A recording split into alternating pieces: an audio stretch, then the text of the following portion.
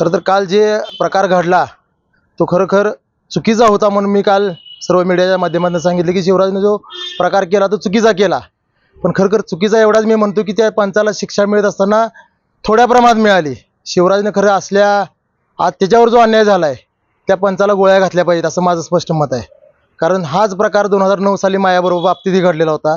शिवराज आज तिसऱ्यांदा महाराष्ट्र केसरी होणार होता. मीही त्यावेळेस तिसऱ्यांदा महाराष्ट्र केसरी पहिल्यांदा होणार होतो. आणि पंचांच्या चुकीच्या निर्णयामुळं आणि 6 मिनिटाची कुस्ती जवळ 1.5 तास चालवल्यामुळं मी जो अन्याय सहन केला तोच आज अन्याय शिवराज सहन करतोय. कुस्ती झालेली होती का नव्हती हे संपूर्ण महाराष्ट्रानं बघितलंय. कारण काल कुस्ती ज्यावेळेस रेफरीनं दिली कुस्ती शिट्टी वाजवली त्यावेळेस भूज आपण बाकीच्या सगळ्या कुस्तीला हात खाली घालून बघतो कुस्ती पैलवानाची पाठ टेकली की नाही टेकली आणि इथं नुसतं खाली वाकून बघतोय तरी त्याने शिट्टी वाजवली.